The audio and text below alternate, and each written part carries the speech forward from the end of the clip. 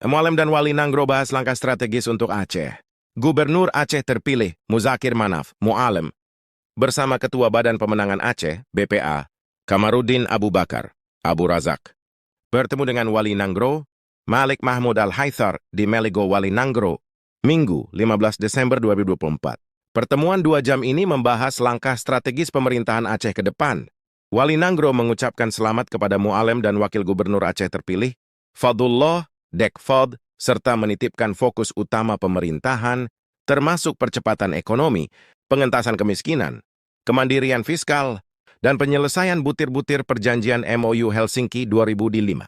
Mualem menanggapi dengan menyatakan komitmen pada pengelolaan sumber daya mineral Aceh yang pro lingkungan dan pro rakyat, revitalisasi sektor ekonomi, penguatan syariat, dan perpanjangan dana otonomi khusus.